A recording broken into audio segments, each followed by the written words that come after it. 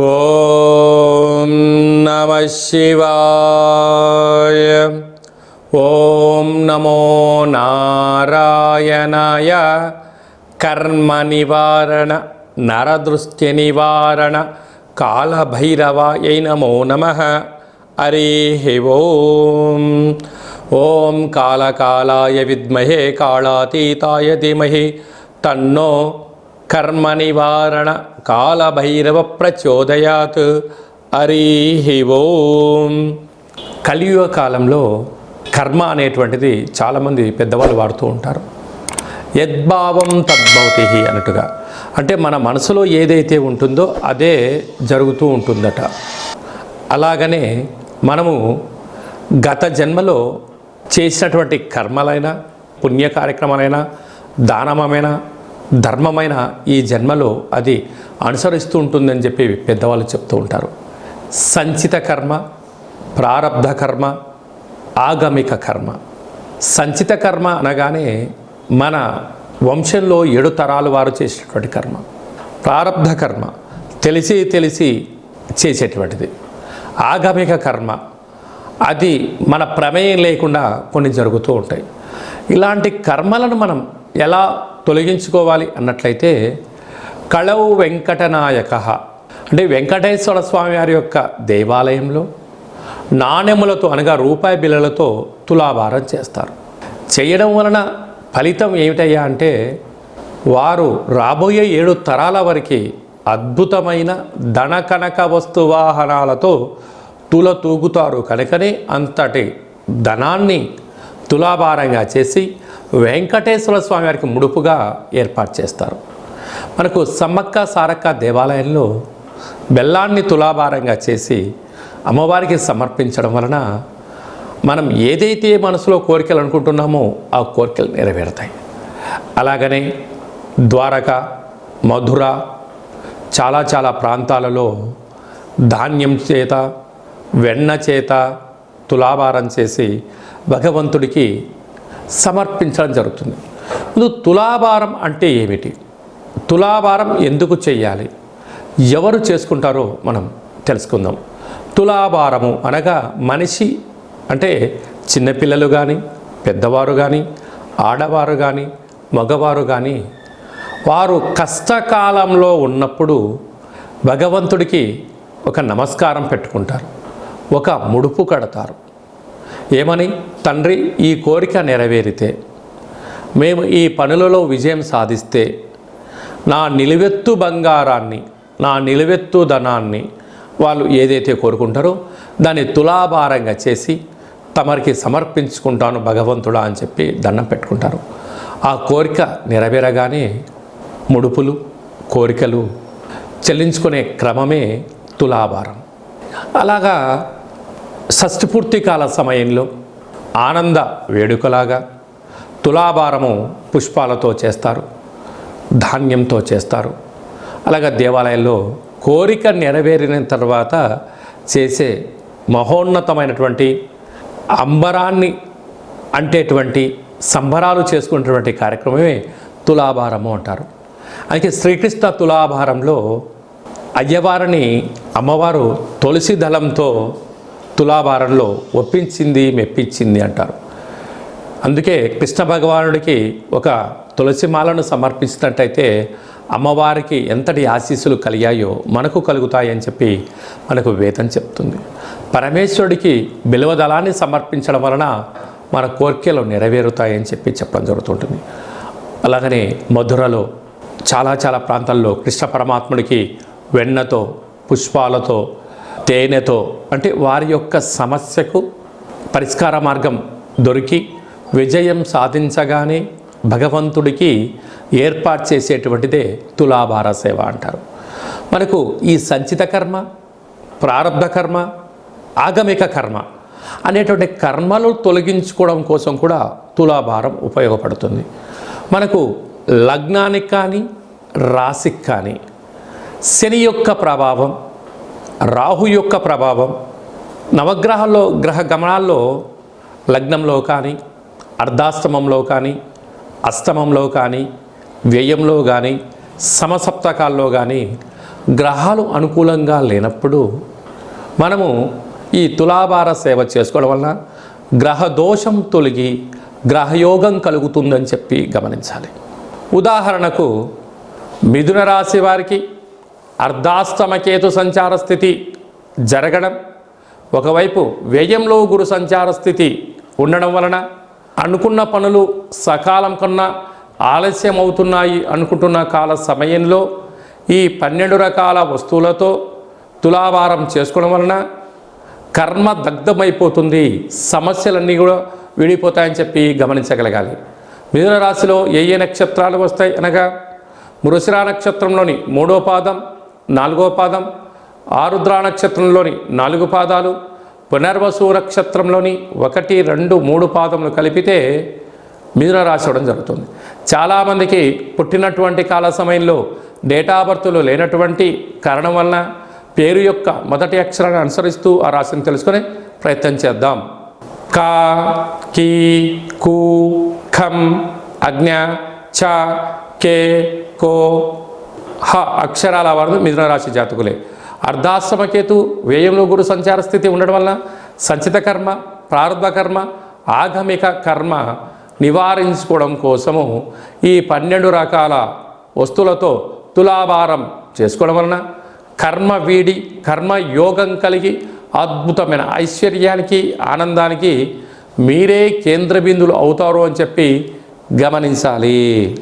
రాజకీయ రంగాలలో ఉండబడినటువంటి వారు పేరు ప్రతిష్టలు, వ్యాపారాలు, ఫ్యాక్టరీలు, కర్మాగారాలు, నూతనమైనటువంటి కొత్త పరిశ్రమలు ప్రారంభించాలి అనుకుంటున్నవారు, రియల్ ఎస్టేట్ వ్యాపారులు, కారు తయారీ క్రయ విక్రయదారులు, సెన్సెక్స్ బిజినెస్ నడిపించేటువంటి వారు, అలాగనే వడ్డీ వ్యాపారం నడిపించేటువంటి వారు, స్వర్ణకారిత వ్యాపారులు, అలాగనే వస్త్ర వ్యాపారులు, అనేక మందికి వీళ్ళందరికీ ప్రజలే మనమే ప్రజలు అన్నట్టుంటారు.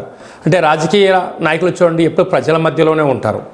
వ్యాపారస్తులు రోడ్డు సెంటర్లలో ఉంటాయి. అంటే వస్త్ర వ్యాపారాలు కానీ, బంగారు వ్యాపారాలు కానీ, కిరాణం షాపులు కానీ, అదే కాకుండా సూపర్ మార్కెట్ బిజినెస్ నడిపించేటువంటి వారందరూ కూడా ప్రజలతో మమేకమైనటువంటి జీవన విధాన గతులను నడిపించే వారందరూ కూడా ఈ యొక్క శని యొక్క ప్రభావ స్థితి ఉంటుంది. కర్కాటక రాశి అనగా రాశాధిపతి చంద్రుడు అవ్వడం, అంటే రాశి అంటే నీటితో సంబంధించిన అయినటువంటి జలరాశి అవ్వడం వలన గోదావరి, నర్మదా నది ఎలా ప్రవహించుకుని వెళ్ళిపోతూ ఉంటుందో వీరు మాటల తీరు అంత అద్భుతంగా ఉంటాయి. ప్రతి వస్తువును అమ్మేయగలిగినటువంటి శక్తి సామర్థ్యాలు ఉంటాయి. రాజకీయ నాయకుల చతురత, మాటలతోనే ఏదైనా కోటలు కట్టే శక్తి ఉంటుంది. ఇలాంటి కాల సమయంలో అన్నీ ఉన్న పెట్టుబడులు ఉన్నాయి, వనరులు ఉన్నాయి, సమాజం ఉంది, ఉన్న ఎక్కడో తెలియని ఒక ఆందోళన, చూడ్డానికి అంతా సజావుగా కనపడుతూ ఉంటుంది, చివరికి ఫలితం వచ్చే లోపల శూన్యం. ఇలాంటి కాల సమయంలో ఆ శని భగవాను యొక్క ఆశీస్సులు పొంది మనం విజయం సాధించగలగాలి అన్నట్లయితే మనిషి జీవితంలో సంవత్సరానికి 12 నెలలు ఉంటాయి. జనవరి, ఫిబ్రవరి, మార్చి నుండి డిసెంబరు. తెలుగుకు వచ్చేటువంటి కాల సమయంలో చైత్ర, వైశాఖ, జ్యేష్ఠ మాసంలో పాల్గొన మాసం ఉంటుంది. కాలభైరవుడికి ప్రత్యేకమైనటువంటి మాసము మార్గశిర మాసంతో ప్రారంభమైపోయి కార్తీక మాసంతో ముగిస్తుంది. అందుకే కాలం మనకు అనుకూలంగా ఉండాలన్నా, కాలాన్ని శాసింపజేసే శక్తి మనకు ఉండాలన్నా, అందరూ మన మాట వినాలన్నా, మనము తిరుగులేని చక్రవర్తులం అవ్వాలన్నా, వ్యాపార సామ్రాజ్యంలో ఉండాలన్నా, స్కూళ్ళు, కాలేజీలు, హాస్పిటల్స్, కర్మాగారాలు, ఫ్యాక్టరీలు విజయవంతంగా నడిపించగలగాలన్నా, కోర్టు సమస్యలు తొలగిపోవాలన్నా, వివాహం కాని వారికి వివాహం అవ్వాలన్నా, సంతానం లేని వారికి సంతానం కలగాలన్నా, భూ సమస్యలు, రియల్ ఎస్టేట్ వ్యాపారాల్లో విజయం సాధించగలగాలి అన్నట్లయితే మనకు ఈ తులాభారము 12 రకాలుగా ఉంటుంది. మొట్టమొదటగా మనకు పంచభూతాలలో భూమి. మీరు ఎంత బరువు అయితే ఉంటారో అంత బరువు కలిగినటువంటి మట్టిని తులాభారంగా చేసుకొని ఆ మట్టిని శివలింగాకారంగా మార్చుకొని యథాశక్తిగా షోడశ ఉపచార పూజా కార్యక్రమాలు చేసుకొని ఆ యొక్క మట్టిని రోజు స్నానం చేసిన తర్వాత 2 అరచేతులకు బొట్టు పెట్టుకొని ఒక 27 సార్లు త్రయంబక మంత్రాన్ని ఉచ్చరింప చేసుకొని మళ్ళీ తిరిగి స్నానం చేయడం వలన మృత్తికా స్నానము అంటారు. అనగా భూమి మీద తొందరగా నూకలు చెల్లవు అంటారు. అలాగనే 2వ తులాభారము నీటితో తులాభారము. పంచభూతాలలో అద్భుతమైనటువంటి నీరు అనేటువంటి గంగామాతల యొక్క ఆశీస్సులు, అందుకే పరమేశ్వరుడికి జలాభిషేకం చేసుకుంటాం. అలాగనే మనం ఎంత బరువు అయితే ఉంటామో అంత బరువు కలిగినటువంటి నీటిని తులాభారంగా చేసుకొని మహాదేవుడికి అభిషేకం చేసుకోవడం వలన ఆయుష్ పెరుగుతుంది అని మనకు వేదం చెప్తుంది. అలాగనే ఉప్పు అనగా లవణం, అంటే ఆ లవణంతో మనం ఎంత బరువు అయితే ఉంటామో అంత బరువు కలిగినటువంటి లవణాన్ని తులాభారంగా చేసుకొని నీటితో కలిపి ఒక పాశుపత మృత్యుంజయ మంత్రాన్ని సంపుటీకరణ చేసి రుద్రాభిషేకం చేసుకోవడం వలన మృత్యుదోషం అపమృత్యుదోషం తొలగిపోతుందని చెప్పి గమనించాలి. అలాగనే మట్టిలో నుంచి ఉద్భవించినటువంటి బియ్యము అంటే ఆహారము భగవంతుడికి నైవేద్యంగా పెట్టి భక్తులకు ప్రసాదంగా పెడుతూ ఉంటాం. మనం ఇంట్లో వండుకుంటే ఆహారం, బంధువులను పిలిచి భోజనం పెడితే విందు, దేవుడికి నైవేద్యం పెడితే నైవేద్యం, భక్తులకు పెడితే ప్రసాదం, దానం చేస్తే అన్నదానం. అలాగా కలియుగ కాలంలో ఎంత ధనం ఇచ్చినా ఎంత భూమి ఇచ్చినా చాలు అని మానవుడు అన్నాడు. ఒక దోషుడు అన్నాన్ని పెడితే చాలు మహాప్రభో అంటాడు. కనుక అలాంటి బియ్యాన్ని తులాభారంగా చేసుకొని ఆ యొక్క ప్రసాదాన్ని దేవుడికి నైవేద్యంగా పెట్టి శునకపు మహారాజులకు దానం చేయగలిగినట్లయితే ఈ యొక్క శని దోష నివారణ కూడా తగ్గుతుంది. అలాగనే దగ్ధ కాష్టము అంటే కాష్టము అనగా కాలడం, దగ్ధము అంటే వెలిగింప చేయడము. మనకు అనేక రకాల సమస్యలతో కష్టాలతో మనము కాలిపోతూ ఉంటాం, బాధలతో విలవిలలాడుతూ ఉంటాం. ఇలాంటి సమస్యలను దగ్ధ కాష్టము అనగా బొగ్గులతో తులాభారం చేసి ఆ బొగ్గులను తిరిగి హోమంలో వేయడం వలన అది ఎలా పటాపంచలైపోతుందో మన కోర్కెలు కూడా నెరవేరి కష్టాలన్నీ కూడా తొలగిపోయి ఒక అగ్నిలో ఆజ్యం వేస్తే ఎలా హరించకపోతుందో ఆ దగ్ధకాష్టంలో ఈ యొక్క సమస్యలను తొలగించుకొని చేయడం జరుగుతుంటుంది. కనుక దగ్ధకాష్టంతో తులాభారం చేసుకొని ఆ యొక్క బొగ్గులను హోమంలో వేయడం, కాళభైరవ హోమం చేసుకోవడం వలన కష్టాలు తొలగిపోతాయి అని చెప్పి గమనించాలి. అలాగని లోహము, పంచభూతాలు ఎలా చెప్పుకుంటామో పంచలోహాలు మనకు ఉంటాయి. అలాగా అందులో అత్యంత తక్కువ ఖరీదైనటువంటిది, విషయం కలిగినటువంటిది ఇనుము. ఇనుముకు మరణము లేదట. నీటితో తడవడం వలన తుప్పుబట్టి అది క్షీణిప చేయడం జరుగుతుంటుంది. అలాంటి ఇనుముతో తులాభారం చేసుకొని దానము చేయడం వలన మన సమస్యలు పటాపంచలైపోతాయని చెప్పి గమనించాలి. అలాగనే ఇసుక అనేటి సైకతము సముద్రపు ఒడ్డులో ఉంటుంది. ఆ ఇసుకను తులాభారంగా చేసుకొని శివలింగాకారంగా మార్చి యథాశక్తిగా షోడశ ఉపచార పూజా కార్యక్రమాలు చేసుకొని ప్రవహించే నదిలో నిమజ్జనం చేయగలిగినట్లయితే ఒక ఇంద్రుడు లాంటి పదవిని, రాజకీయ యోగాన్ని, ఏకచక్రే మహాభోగి అనేటువంటి యోగాన్ని కలుగుతుంది అని చెప్పి గమనించాలి. నవధాన్యాలు మనకు రాశిలో కానీ లగ్నంలో కానీ గ్రహ గమనాలు అనుకూలంగా లేనప్పుడు మనము ఎంత బరువు అయితే ఉంటామో అంత బరువు కలిగినటువంటి గోధుమలు, బియ్యము, కందులు లేక కందిపప్పు, పెసలు లేక పెసరపప్పు, శనగలు లేక శనగపప్పు, బొబ్బర్లు, మినుములు లేక మినపప్పు, ఉలవలు అన్నీ కలిపి తులాభారంగా చేసుకొని వాటిని హోమంలో సమర్పించడం వలన సంపూర్ణ గ్రహ దోషం తొలగి గ్రహయోగం కలుగుతుంది అని చెప్పి గమనించాలి. అలాగనే నువ్వుల నూనె అంటే మనకు శని యొక్క ప్రభావ సంచార స్థితి ఉన్నప్పుడు మనము కూష్మాండం అనగా గుమ్మడికాయలో నువ్వుల నూనె వేసి దీపాన్ని వెలిగింపచేయడం, మనం ఎంత బరువు అయితే ఉంటామో అంత బరువు కలిగినటువంటి ఈ నువ్వుల నూనెతో తులాభారం చేసుకొని ప్రతిరోజు భగవంతుడి దగ్గర ఈ దీపాన్ని మనం పెట్టించగలిగినట్లయితే శని దోషం, మృత్యుదోషం, అపమృత్యుదోషం తొలగిపోతుందని చెప్పి గమనించాలి. అలాగనే సురాపానము అనగా మద్యము, అంటే కలియుగ కాలంలో ఎక్కడ పడితే అక్కడ దొరికే ఏకైక వస్తువు మద్యం. చూడండి, మద్యపాన షాపులకు వీధిపోటు ఉండినా, ఎలాంటి వాస్తు లేనటువంటి బిల్డింగ్లో పెట్టినా విపరీతమైన జనాకర్షణ, ధనాకర్షణ కలుగుతుంది. కనుక కాలభైరవుడికి ప్రీతికరమైనటువంటిది మద్యము. అలాంటి మద్యాన్ని తులాభారంగా చేసి భగవంతుడికి నైవేద్యంగా ఏర్పాటు చేయగలిగితే కలియుగ కాలంలో మిమ్మల్ని మించినటువంటి అపార కుబేర సంపన్నులు ఎవరు లేరు అని చెప్పి గమనించాలి.